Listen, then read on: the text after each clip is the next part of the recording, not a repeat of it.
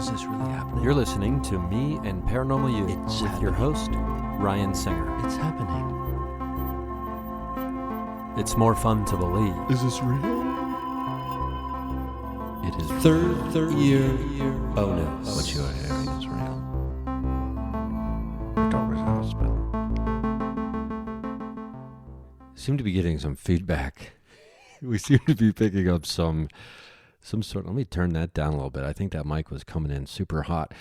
Hey, how you doing? This is your buddy Ryan Singer, the host of Me and Paranormal You. This is a third-year bonus. This is a solo episode. There might be some drop-in guests. We don't know who might show up on episodes such as these, as we are well into the 800s on total episodes of the show that started over 12 years ago. Wow. Oh, wow. Oh, wow. Now, I've been missing for about a week and a half at least. Maybe you might be thinking to yourself, well, it feels like an eternity, Ryan, when multiple episodes coming from you every week. It feels like you kind of disappeared without any heads up. Well, I got to tell you, it's going to be worth it.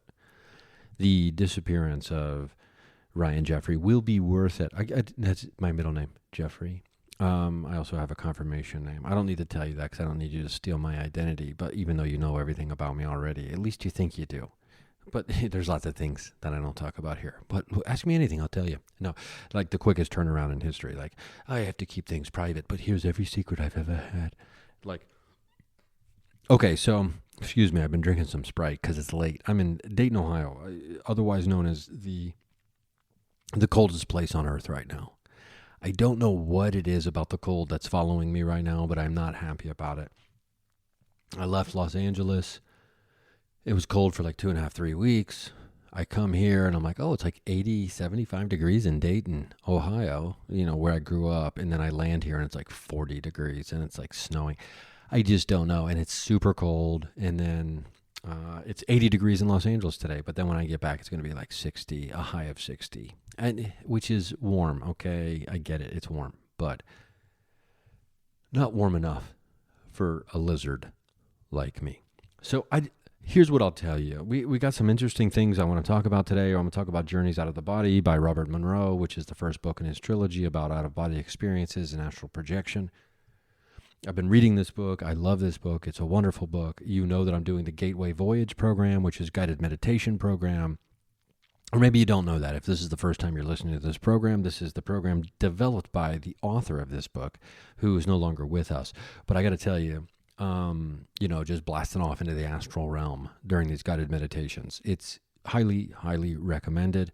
I know that the archive.org website where the guided meditations were available, that link is now broken. It was taken down. I don't know, maybe they thought it had too much DEI in it because of astral bodies. So those aren't, whatever. Okay, so maybe the government scrubbed it. Maybe Elon Musk and Doge scrubbed the guided meditations from the internet because they don't want you breaking free from the matrix of their materialistic prison.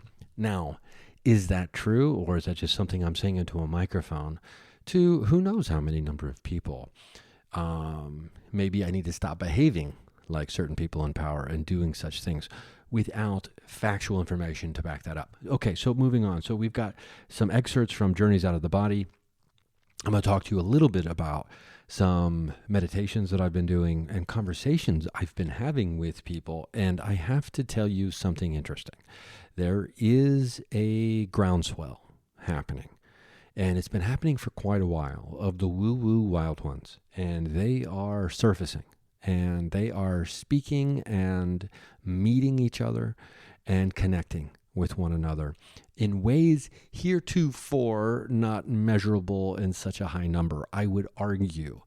And I think the confluence of world events, maybe people think the world is ending. And, I'd like to know if Grindr is down again or something. Remember when the Republican National Convention happened, and I think it was in Minneapolis or somewhere, or wherever it was, and Grindr, the app, shut down because of all the Republicans were in town, and the gay meeting app, hookup app, Grindr, shut down because it was overloaded with users. So maybe people think the world is ending, and so they're letting their wild one their woo flag fly. Maybe that is the case. I don't know. If you have been paying attention, though, and listening to episodes in the last couple of weeks, or last week or so, week and a half, you might have noticed that they didn't really have ads on them. That is part of a bigger puzzle that will be pieced together for you soon enough. And I'm going to tell you, it's exciting. It's going to be worth it. It's going to be worth the wait. I apologize about the gaps in episode drops. So let's just get into it.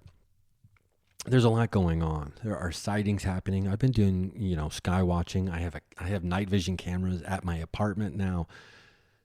I have double paned windows. That's a problem. The IR light it can make it through the first window pane, but it won't make it through the second, and the reflection is there. So I'm going to have to just, I'm going to have to rig this system up outside on top of the house. We're going to figure it out, because I have seen a light outside my house. I can't remember if we got into this on the last 30 or bonus. Now, forgive me, I don't go back and listen to the episodes I record as a person who just goes back and listens to their own podcast. That seems crazy to me. Of all the things I've said on here, I dated a woman who could shapeshift. I've seen minimum 300, I'm going to say it was probably closer to 1,000 lights in the sky over a 90-minute period on a place we call Mutilation Ranch, where cattle mutilations happen. A missing woman spirit is there. It's a cold case. Omaha, Bigfoot, Sasquatch, whatever you want to call them, are inhabiting that land as well. The Greys are involved, UFO sightings, portals in Florida. Of all the things I've ever told you, I think that might be the craziest, even though I don't even remember what it was now, because I've lost myself in the soup, right? The soup of consciousness. And remember, we're all hollow noodles floating around in the same consciousness soup, and inside each one of us is delicious, good pudding. Let's try to remember that as we Could move I forward. say something? We are going to read some excerpts, or I'm going to read some excerpts, unless somebody else comes over and starts reading them for Right, me. I was actually thinking, Nigel, no, mate. I'm not talking. Okay, hold yes, on. Nigel, as you know, the producer of That's the right. Internal Money, Nigel wants to say something. That's right, I do. Yeah, I have something I want to say. What do you think we're doing? Yeah, let me talk Yes. in American. Okay, very good, Ron. Welcome all. It's been a minute since I've talked to everybody on the program, and I just want everybody to know that I hope they're doing well. I know times can be challenging, and I've got to tell you from my part of the world, I've got to tell you, not so sure what's going on over there in your part of the world, Ryan, but I've got to tell you that it seems a bit wonky, to say the least. Anyway, but what is important to remember is that the show is here and the show is running, and it was not my fault that the show had been a little spotty in scheduling lately. I just wanted everybody to know that it wasn't Nigel's fault that Ryan wasn't getting episodes out. And Ryan's going to tell you he was struggling. Ryan's going to say he's got big things on the horizon. He's got other projects he's been noodling with in the super consciousness or whatever it is he says. It's funny though, Ryan sometimes remembers his metaphors and sometimes he doesn't, and then all of a sudden he does. And then he acts like he meant to talk about it the whole time. Am I his guardian angel? Well, in many respects, I guess I am. Journeys Out of the Body, which is the first book in the trilogy of books about astral projection and out-of-body experiences, written by Robert Monroe, who founded the Monroe Institute, which is out there on the East Coast, out there by Charlottesville, Virginia, I believe, or North Carolina, somewhere over there. It's one of those states out there where it's kind of warm and very pretty. It's over there in those areas. Interesting thing, there's a tie-in to Dr. Greer. I don't know if you're going to mention it again. I thought I'd mention it. Allegedly, Robert Monroe offered his technology for the Gateway Voyager meditation program in the HemiSync, that's hemisphere synchronization, to help make more fastidious, let's lubricate the tube in which one can slide down into an astral projection of the body, right? And that's where you can do the remote viewing. You can do all sorts of fun things out there. Understand your mind, your physical body. I think we all know. Yeah, we do know that because I've been talking about Yeah, this. Is what there is a point I'm getting to. There's a point, yeah. There is a point because I'd I'm like just to not know what it is. repeating everything you said. I'm actually adding context to it. No, I said you Okay. did say all I'll go that, back to and it. I need to get to the point. And anyway, like I was saying, there are big things on the horizon. I do want to get some feedback about people's thoughts on video podcasting, and because we're making that transition here soon. We're trying to implement that in a more steady basis. All right, but I do want to say this. As someone who's known Ryan for quite a long time, in fact, indeed, quite a long while. I've got to say that the light outside of his window that he saw, it was actually quite compelling, and it deals with CE5, Close Encounters of the Fifth Kind, which is human-initiated alien and UFO sightings and or contact, and through the Dr. David Greer's protocols, in which you can download that app. I think it's like $20, $30, one-time purchase. Anyway, I think what he's getting to here is that there's a confluence of the woo-woo wild ones, as he calls them. There's a lot of craziness happening in the news right now, which means maybe should be paying attention to what is not being talked about. Did you notice that? I just wanted to set you up on a tee for that one, Ryan, because I think that's what you need to get into here. That the disclosure movement, seemingly, at least in the media, in the mainstream news, it's been stonewalled. Would you agree with that? I'll turn off my mic and I'll let you go from here. Well, that's actually, it's a really good point, Nigel, and I think that is something we should talk about. Now, I'm not the person who says everything is a magic trick, right? Not everything is a follow my right hand while my left hand does something that I don't want you to know about. Magic trick type of thing, the deception, the distraction, while something else is actually happening. I'm not the person who thinks that everything is that. Like big news is not always some kind of magic trick, right? Some people might want you to believe that. And they want you to think that everything is a deception and a distraction, and they want to keep you in a cycle of fear and agitated, and which leads to anger, which leads to helplessness when you think about the global scale of things. And it keeps you trapped in a lower vibration, and it keeps you trapped in a way of thinking that there's nothing you can do and there's nothing you can be to make things better. And we don't subscribe to that over here. Now, that is not to say that every once in a while there are not things that are planned distractions or deceptions. I am seeing shit in this fucking basement, and I apologize for the sudden turn of events here. I am in Dayton, Ohio, like I said, at my dad and stepmom's house. I'm in the basement. There was a fucking shadow person who came out of that door that goes into the utility room. That's like, that concrete room, and there was like maybe some people might have a spare fridge in there, and the pipes and the water cooler things or whatever, people, I don't know to home, but the things that people who own homes, that room where all that stuff is, like the organs, the heart and organs and lungs of the house. And this is like, I don't know, 15, not even 15 minutes, not even 8 minutes ago, there was some loud banging right in front of me on the steps. Now, this house makes noises. I'm not going to lose my mind over it. There are other people here. I'm not alone. They're all asleep or at least in bed. I'm recording this late, but it chilled me out. I gotta swallow. Have you ever been like scared in a way where you have to like take a swallow? Is that how you say it? Take a swallow? I have to take a swallow there. Ooh, there's like a lump in my throat after that. Okay, so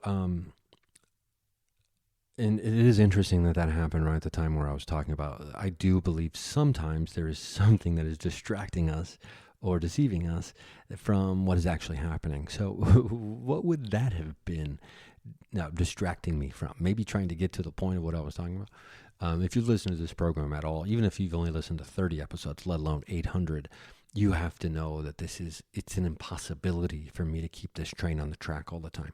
These 30-year bonuses are, anywhere from 30 minutes to an hour stream of consciousness. I have things planned, but we're going to get into that.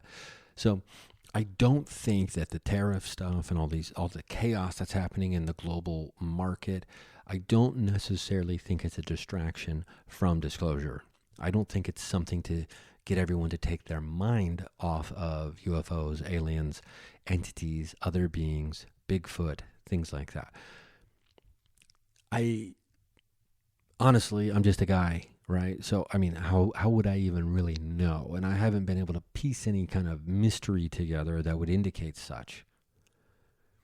I do think those things have very likely occurred in the past. I don't have anything at the ready right now to reference as a great example of that when it comes to, things. Although I think the trans argument, I don't think it's any surprise that that is a weapon that is used to try to distract people from other things, because it's such a non-issue in life. And what I mean by that, I'm not trying to diminish it, the movement, the trans movement. That's not what I'm trying to do. What I mean is it's such a non-issue. Like, it's not there's no reason it should be controversial or anything in any way, right?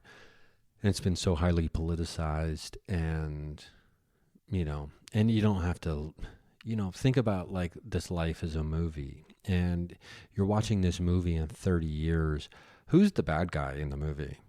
Is it the woke liberal snowflakes who want people to be able to be themselves freely and express and receive love and feel safe? Are they the villains in this movie when you're watching it in 30 years? Think about it in that way if you can for a minute, and I think you get your answer. Obviously, no, they are not. Just in case you needed the cliff notes on that, let me tell you, they are not the villains. Okay. It's Nancy Mace. She's the villain in this. And I don't care how, I don't care how into disclosure she is. She hits the wrong buttons when it comes to being a good person and actually, showing critical thinking. Now, so I don't think that we're being stonewalled necessarily by all this craziness. Now, does that mean that it doesn't tie into the secret governments and, that is a transnational government that is worldwide with, nefarious parties acting in, alignment with one another to keep secret proprietary technology that has been recovered and reverse engineered and then utilized as advanced weaponry by, these, defense contractors and these companies like, Raytheon, what is this BlackRock that I keep hearing about? Everyone seems to be on board with BlackRock being just monsters. Lockheed Martin, Skunk Works, Boeing, all these people, who knows, like these space engineer companies, government contractors. So it's interesting to think that, well, potentially there could be, I suppose, some tie into this tariff chaos, and especially because he's already walking the back. I mean, who knows if they're, I don't know. I'm not a political scientist, and I don't pretend to be because I have a Twitter account, which I don't have anymore, but I never go on Twitter. I won't be on there, so you won't see me there. But I don't know if I told everybody I got off Twitter. I'm just not going to be involved. I can't. There's certain things in my life I need joy and I need to make more room for joy, bliss, and love and light. And, Twitter is a vacuum of such things, and it doesn't leave any oxygen in the room for positivity. So, and Threads barely does, by the way. It's not like it's that much better. So I do like roasting fascists and fools on Threads from time to time, and bigots, and I will do that. And I will chime in every once in a while if the mood strikes me, even though I'm just perpetuating and feeding the algorithm and I know better. So that's a very rare occasion for me. It's like me doing mushrooms. I don't know which one I do more or less. Anywho, so I don't think we're being stonewalled necessarily right now, but it is interesting because it does feel like the momentum behind the disclosure movement, and maybe this is just me, it feels like it's hit an impasse. It feels like it's running out of fuel. We need, and I hate to say that we need a new whistleblower every 2 weeks to keep this train moving, because that doesn't seem like a sustainable thing, although there are literally, potentially thousands of whistleblowers, right? There's no shortage of potential whistleblowers that could really blow everyone's minds. There's no shortage of that, but there is a shortage of those who can be protected properly when people like Mike Turner, who's the politician from the Dayton, Ohio area, stonewalls protections and disclosure protections for whistleblowers and disclosure because he's in the pocket of all these defense contractors. But good news is he's no longer head of the committee, and I don't know how that happened or why that happened, but it's one good thing that the administration did do. So it sounds like we got to take a break here. So we're going to do that. We're going to take a short little break, and then we're going to be back. We're going to get into Journeys Out of the Body by Robert Monroe, Astral Projection, out-of-body experiences, some meditations, some sightings that I've been privy to lately, and other conversations potentially, and how this all ties together. It's the primordial soup of consciousness is about to boil out of the pot over here.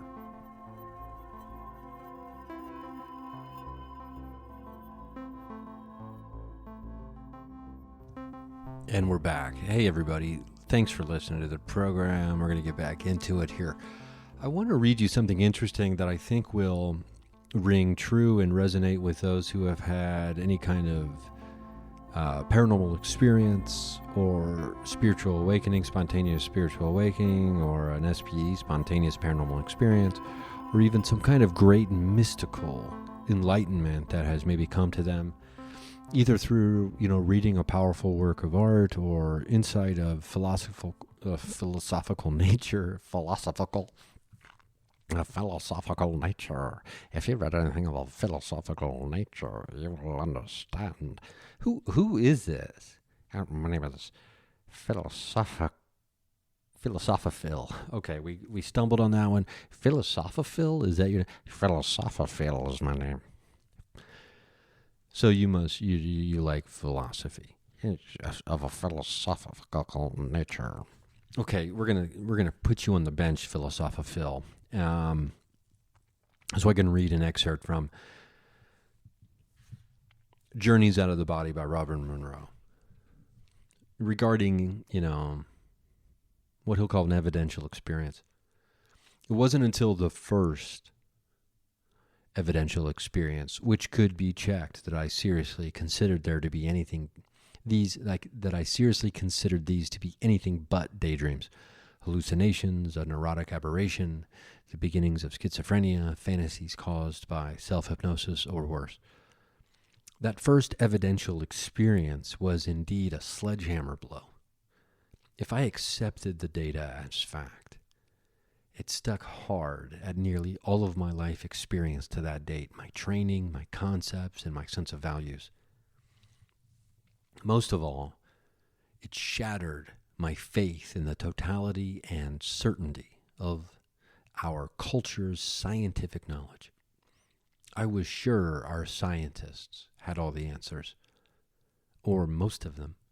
Conversely, if I rejected what was evident to me, if to no one else, then I would also be rejecting what I respected so greatly.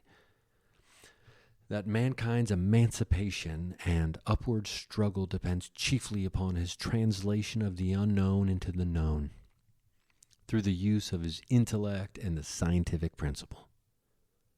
That was the dilemma. It may have been truly the touch of a magic wand and a gift bestowed.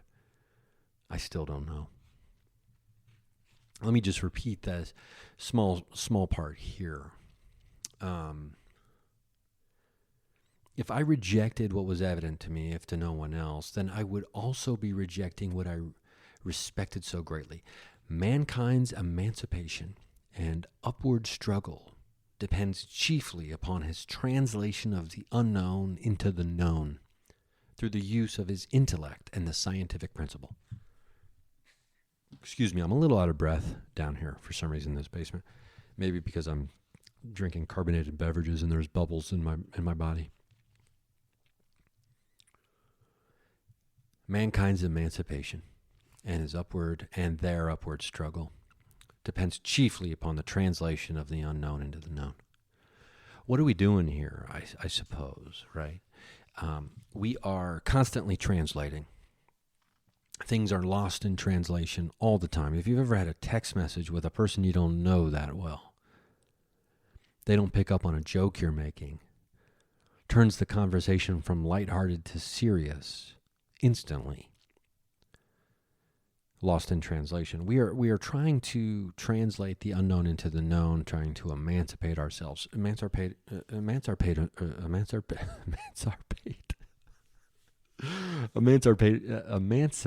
ourselves from what? From what bondage? From what chains are we bound by? Are we tied to? Are we held captive? And I'm not trying to go too far off the globe here, but, skepticism.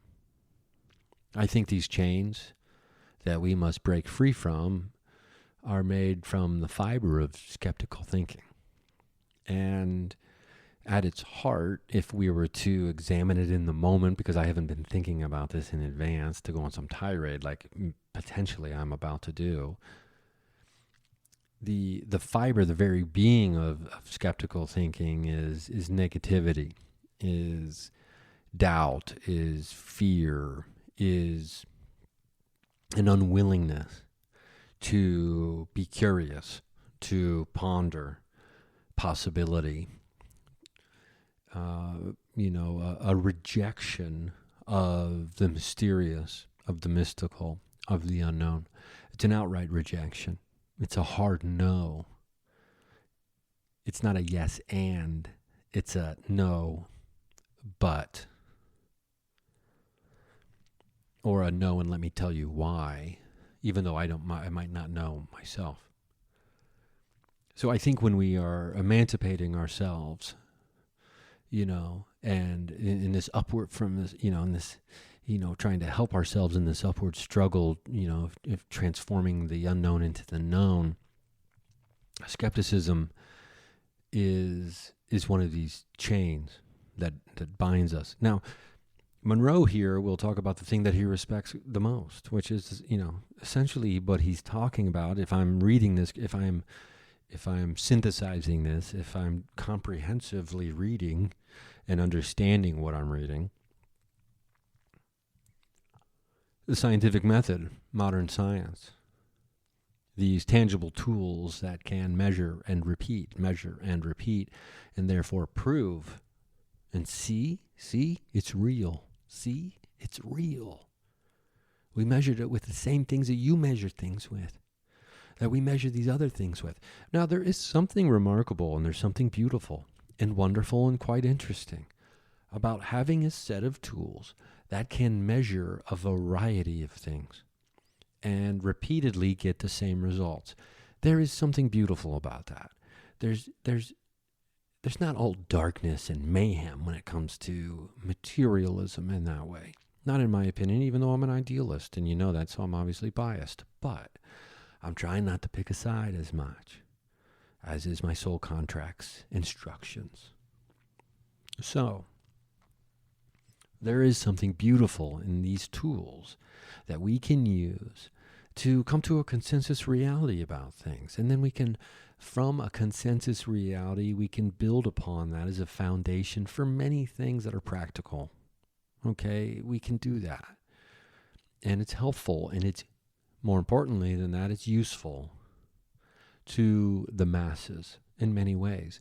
But when people start going outside of that tool set's capabilities, instead of being like, these tools are limited in what they can measure, we know that there's limitations. And in those limitations, they could be considered flawed.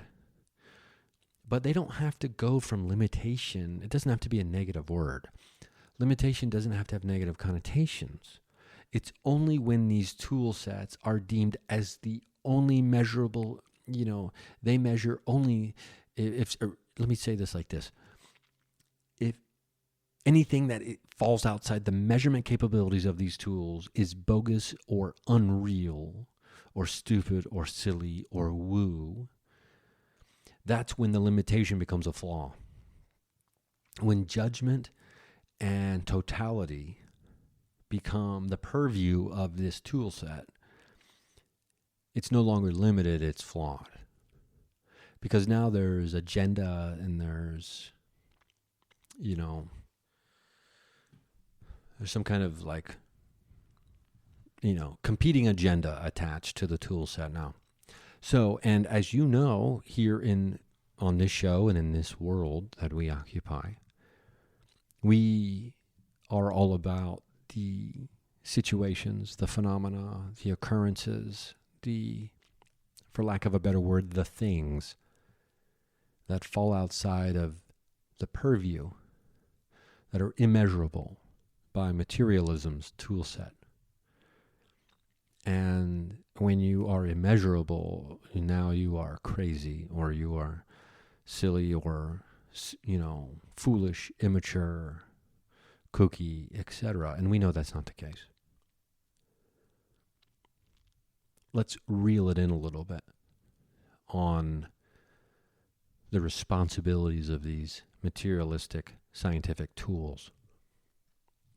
Let's understand that they're limited, and let us try to create more tools to potentially measure and successfully capture, communicate with, and identify the things of mystery that lay all around us all the time, whether we're paying attention to them or not. Isn't that a beautiful thing? We don't have to be paying attention, and they're still there. It's one of the things that I think people like about when they believe in God. They don't have to be paying attention to God. And then whenever they decide to, it's there. There's something about that that's comforting in some way. I will agree with them on that. But what we have here is we have phenomena that lays outside of the measurables. And we are hell-bent on figuring out a way to bring it inside the world of measurable.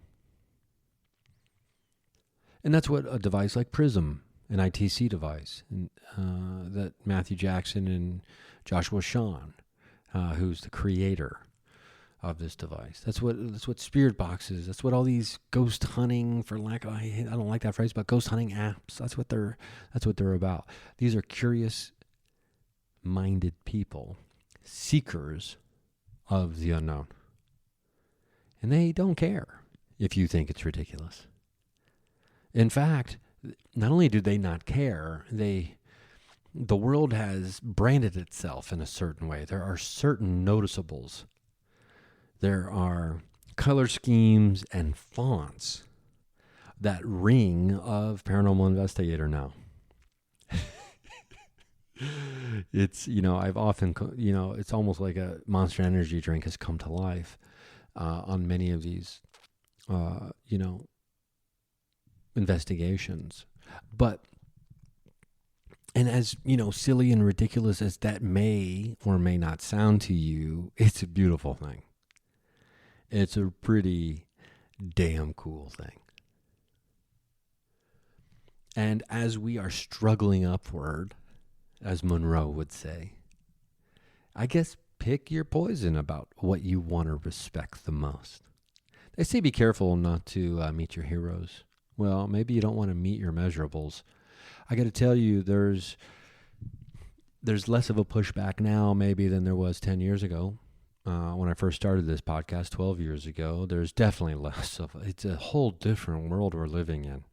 And it's not nearly as wild to have these conversations with people you have just met. I mean, I'm having these conversations on a daily basis, whether or not I'm recording an episode or not. I'm not even necessarily seeking these out. I was having a conversation. Well, she's been on the show multiple times. Erica, who precognition dreams, a woman I dated many years ago. We lived together. Now my chair is shaking. What the fuck is happening in this house? Somebody just moved my fucking chair. God. I mean, it's just not expected, and it takes me. You might be thinking to yourself, Singer is now Singer can't even record an episode without getting his chair shook or seeing a shadow person peek around the corner. It's that's not my life, okay? Everywhere I go isn't some kind of paranormal experiment. Now, this is a slightly rocking chair that I'm in and also has wheels. It's not beyond. We could probably debunk it. But nonetheless, that startled me. And I wasn't moving, so it really startled me that the chair moved like that. Okay, so... Oh, there was a loud noise again. That's the water pump. Or the sump pump, or whatever it's called. I don't know what sump means. I mean, I'm not a homeowner. Why would I guess? Sump pump. You got your sump pump. Yeah, philosophical. Okay, no, we don't need you talking about sump pumps. It's a fun rhyming scheme, nonetheless. But okay, we're going to get back on track here. So we're struggling upward. But I think, the point of me reading that passage initially, I didn't know that was this last tirade is, this thread was going to be pulled. The point of that was him talking about this first evidential experience. And, he's using very scientific language, evidential experience, right?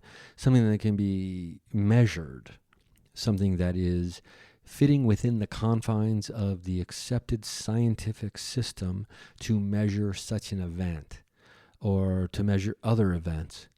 And this system will now be retrofitted to measure the supernatural, the mystical, the paranormal. And we don't think that's how it works over here. Over at Me and Paranormal U headquarters, which is always moving around depending on where my gallbladder is at the time. Because I think my human body design was a gall or something, not my bladder, but anyway, I can't remember. Which reminds me, I got to reach out to my friend and we got to dive into that because it is fascinating and interesting, and I know nothing about human design. So I don't even remember my numbers or whatever it is. I'm a projector. I do remember that. Yeah, I'm a projector. So anyway, but it's a rattling experience, and everyone's trying to figure out through their own personality type and the way they were raised, what they've consumed, what they believe, what they know, and what they fancy about or, daydream of. Like, these are how we try to synthesize and we try to integrate these experiences. And Monroe, more scientifically minded, military guy when he was younger, started some radio stations, became like a broadcast guru kind of guy. He's an inventor, the hemisphere synchronization. I mean, he created that. And like Nigel said, tried to allegedly offer that to Dr. Stephen Greer, who turned him down. I think this was in the 90s, because he said he didn't think we all could be trusted with such technology.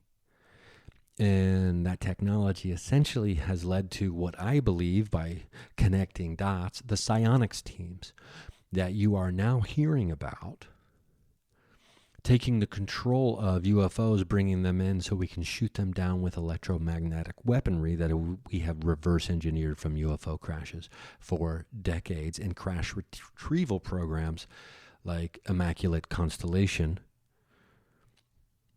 which have now been disclosed by whistleblowers and interviews on television. See how it all ties together? And see how Monroe is at the heart of this? And let me tell you another thing. There is a puzzle that is unfolding in front of me, and I have not been able to even get my hands on all the pieces. But let me tell you something. It has lit a fire in my gut, under my ass, to try to figure it out. Because there is a small group of individuals. And when I say small, I mean probably a couple hundred or something, right? Who knows? Maybe bigger, maybe smaller. They all seem to gravitate towards certain similar things. And there was one specific book that I have at home that I am dying to read right now. And I can't read two physical copy books simultaneously, or obviously not simultaneously, but at the same time. I have to I will confuse things. But the name of the book, I'm going to tell you, I'm not going to do that to you. It's Meetings with Remarkable Men by George Gurdjieff, I believe. And that's the name of the book. And that book holds the key to something. And we're going to talk more about that. Probably talk more about that as soon as we take this last break. We're only going to be doing 2 of these breaks right now for the next who knows how long. But I think that's going to be more enjoyable than break. Okay. I love you. We're going to be right back. I hope you're hanging in there. Oh, this has been a fun one for me.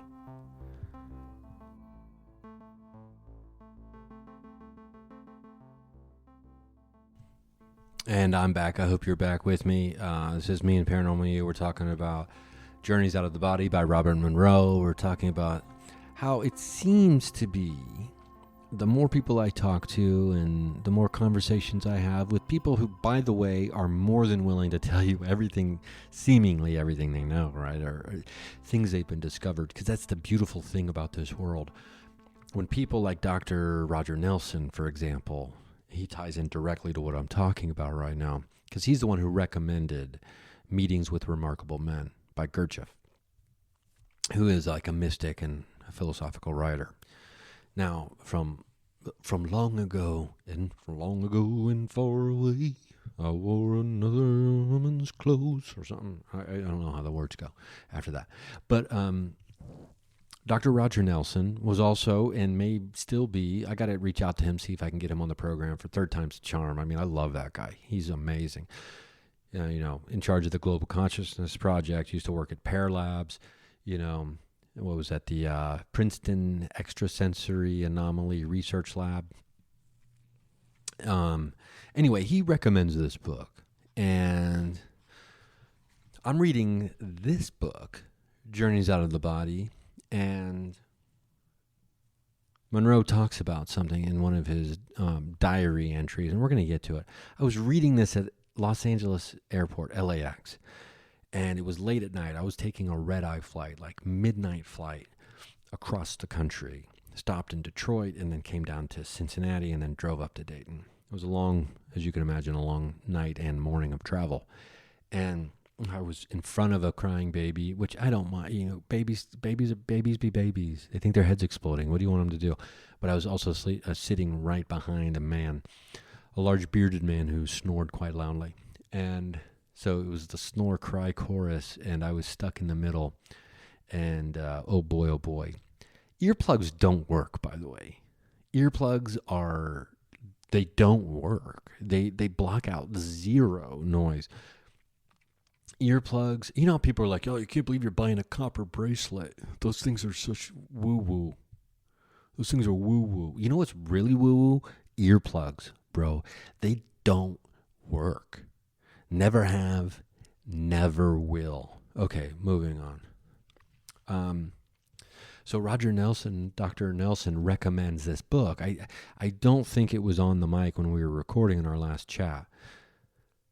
Or our first chat even. Who knows how long I've had this book now, and I still haven't read it. But he recommends it. And when Dr. Nelson recommends a book to you, how can you not buy it?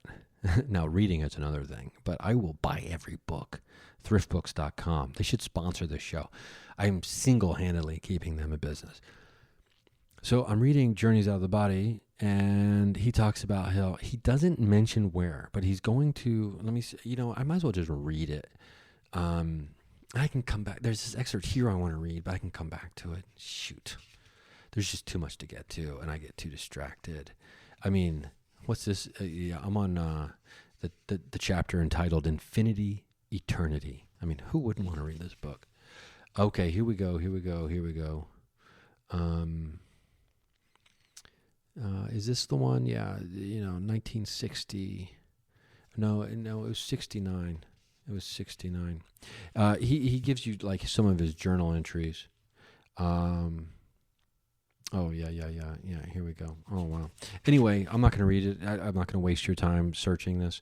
I've got way too many bookmarks in here because there's too many things that I want to go back to or reference when I'm letting you know, just in case you don't have time to read this. Now, he's in...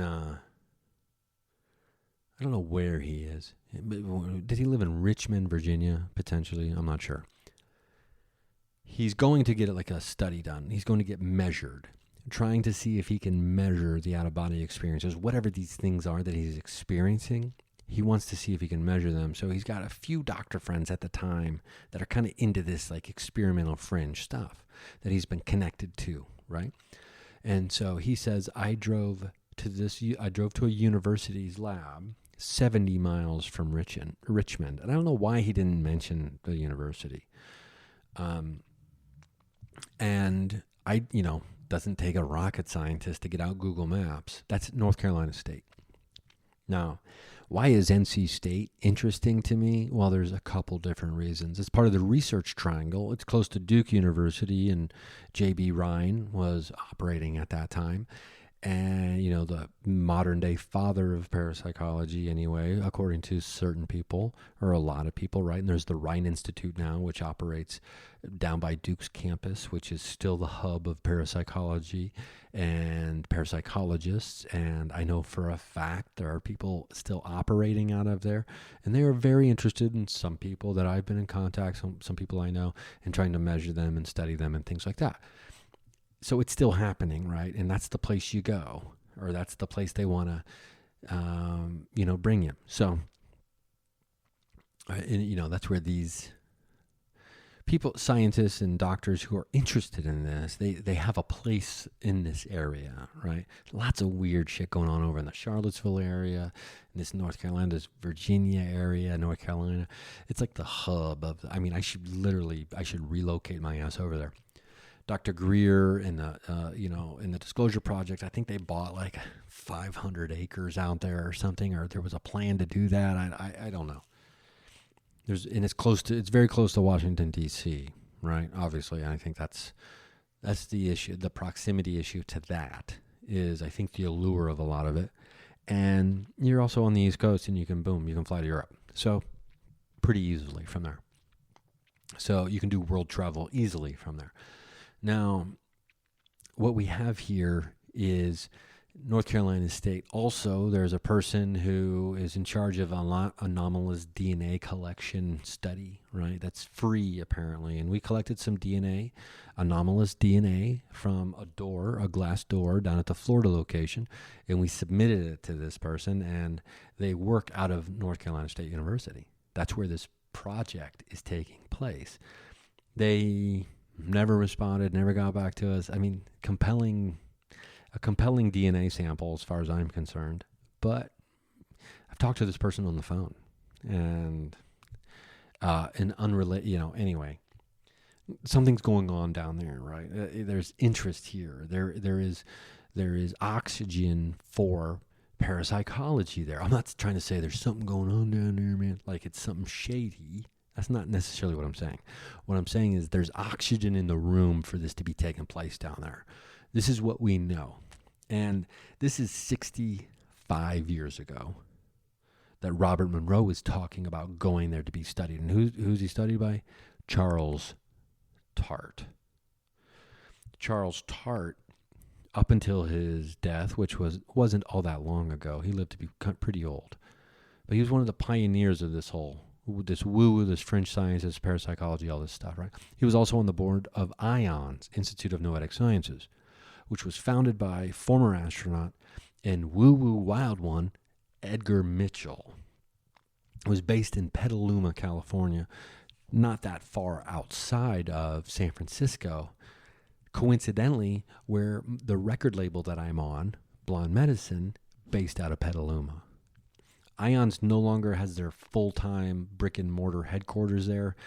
I don't know why. Maybe they just don't have the money coming in anymore or whatever, but they're still kind of based out of that area. Dr. Roger Nelson also on the board, if I'm not mistaken, of IONS, Institute of Noetic Sciences, who recommends Meetings with Remarkable Men to me, written by Gurdjieff. Robert Monroe goes and gets studied at NC State by Charles Tart, a young Charles Tart, for out-of-body experiences 65 years ago. Research on Charles Tart leads you to influenced by Gurdjieff, meetings with remarkable men. It's fun when these things, these connections are happening, right? These mysteries unfold. And I have a good friend of mine, Mario, and I bust his balls constantly because he's in a synchronicity storm, constantly doing his detective work, constantly putting pieces together. And sometimes we just have to take a break and be like, oh, I can't live like that, right? But I'll tell you, when the juice is hitting you because there's a puzzle to be put together, there's a mystery to be solved when you're on the case, and this case has just begun. There is something in that book, and I don't know what it is because I haven't read it yet, even though I've owned the book for probably a couple of years at least.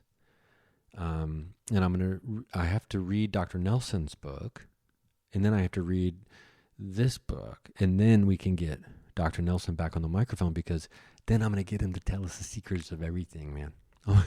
Hey, man, I want him to tell me the secrets too, man. Todd, of course he would tell you. Of all the people that are on this show, Todd, you're probably the most trustworthy. Oh, man, it's just because I don't remember secrets, man. That's probably a pretty good point. It's easy to tell you secrets because you don't remember them is what you're saying. Yeah, man. What are we talking about? Oh, I see what you did there. That was classic comedy turnaround right there. That was Todd. Good to hear from you, Todd. No, I have to finish this, Todd. We don't have time to we can catch up off mic. I want to read you another excerpt here. So you can see it's one rabbit hole after another. There's one mystery to be solved. Now, what will be in Meetings with Remarkable Men, written by Gurdjieff? Who knows? And it'll probably just be some tidbit of information. Maybe it'll reference a horse like Dostoevsky and Crime and Punishment, and, means about death and things like that. And I've bought books for less. They will have like half a sentence be referenced in some other book I'm really enjoying, and they'll reference some other book by somebody else. And I'm like, I'm going to buy that book right now. I'll stop. I'll get on the computer or the phone. Thrift Books has an app. Download for free. I should be getting paid by Thrift Books. And send me some swag. Thrift Books hat, I would rock it. Give me a hoodie. Oh, a t-shirt. Oh, hit me up, Thrift Books. Anyway, I'll buy a book I don't need a reason to buy a book, and I'll buy it. And they're used. You can probably get that from the title, Thrift Books. It's like a thrift store for books, but online. I want to jump ahead in the book, and I want to read to you something very, very interesting. Did you watch the television program? Oh, shoot. What was it called now? Now I can't remember. It was on Apple TV. And basically the guy built like a Schrodinger's box, kind of quantum box thing. And it was all about these alternate realities he was going into, trying to get back to his wife. It wasn't Dark. That's the Netflix show, the German time travel one. That's just brilliant. That's probably the best show that's been made in the last 15 years, other than the OA. Oh shoot, I can't remember it, but if you have Apple TV, you know what I'm talking about. Anyway, there's something in that show, and I don't want to spoil it for you, so I'm not going to go into it further. But this reminds me, this rings of a similar in that same neighborhood. Anyway, this is the Here Now chapter, page 63. And here we go. In conjunction with this convenient homing instinct that is unaffected by distance, he's talking about how, when astral traveling or getting into second state characteristics or second body, there's an inherent honing instinct, a homing instinct. Because you never quite get over the physical body conditioning that such things are solid. At least I have not. I still have the tendency to move in the direction of the door to leave, only to realize again the situation when my second body hand goes through the doorknob. Irritated with myself, I then dive through the wall rather than the door to reinforce my awareness of the second state characteristics. In conjunction with this convenient homing instinct that is unaffected by distance, you are faced with a further problem, which is that the automatic navigational system is too accurate. Now, he's talking about specifically, where do you want to go when you are astral traveling? Where do you want to instantaneously travel to, right? And he's saying the problem with that is that the automatic navigational system is too accurate. Now, why would that be a problem? Because, as he says, it works by what and of whom you think. Let one small stray thought emerge dominantly for just 1 microsecond, and your course is deviated. Add this to the fact that your conscious mind may be in conflict with the superconscious as to what should be that destination, and you can begin to appreciate why so many experiments to produce locale 1 evidential data have ended in failure. It sometimes causes one to ponder how there have been any such results when the difficulties are considered. As an experiment, try to concentrate for just 1 minute upon a single action or event or thing which you dislike emotionally and intellectually. Parenthetically, he writes, a superconscious expressing its will without the intrusion of any unrelated thought. It takes something more than practice, as you will discover. Now, locale 1 is the place where you can find evidence of astral travel. And this is a whole nother episode getting into locale 1, locale 2. And let me tell you something, this book is starting to literally take off. The further you read into it, it's getting bonkers, and I'm very excited about it. But locale 1 is this physical, energetic world, okay? So in locale 1, that means I could astral travel over to your house. I could try to look into an envelope where you've written some numbers for me for remote viewing. There are examples of him pinching someone and there's a bruise on that person's body, even though they don't remember, they didn't see anyone there or a spirit or a ghost or anything like that, right? But he has been detected, and before he talks about, people have seen him, but he doesn't know what they're seeing when they see him. That's the interesting thing. So that's locale 1. This is the place where you can get evidence, right? Because you can go down, you can leave your body, go down the hallway at the hospital, and maybe read a board that has numbers on it. I'm just making stuff up. But that's evidence, right? That would be evidential. That would be an evidential experience. And that's locale 1. Now, locale 2, oh, baby. We are talking about blasting off to the astral plane, where I believe he says there are, quote, well, I'm going to paraphrase, entities, beings, and other things. I was talking to someone at this retirement party for my stepmom last night. Been on the program before. And they were talking about why they stopped astral projecting when they were younger. Because at one point there were some kind of beings tugging on their astral body, and he felt in the moment as if they were trying to tug him out, his astral body out, so they could occupy. Now, are these the things of legend and myth just to scare us and things like that? No, that's a one person's first-hand account that they told me. And I can't remember if Mike talked about that on the show or not. But we'll get into more of that stuff later. We'll get into locale 2 here in the near future. I didn't even get to tell you about my sightings. We run out of time. That's what happens on this show. There's too much fun stuff. I hope you're doing okay. I know the world can be turbulent, especially right now. I hope you haven't lost all your money. I hope I hope you're safe. I hope you're healthy. And if you're not, I hope you're getting there. And I love you. I'm sending love your way. I still believe in hope, and I still believe in the future of the humankind, because we have delicious human pudding inside all of us as we float around as these hollow noodles in the soup of consciousness. Let's help each other out. Let's try to release anger and resentment the best we can. I have to meditate, and I have to try to do it. It's difficult meditation to try to do that. I get fired up just like everybody else, as you probably already know. Anyway, I hope to see you on the road this summer. I'll be doing a lot of tour dates, and I've got exciting news coming up. I mean, you're not ready for it. I'm telling you, you're not going to expect it, and you're not going to know what it means until I tell you, and then you're going to be like, this is a great idea.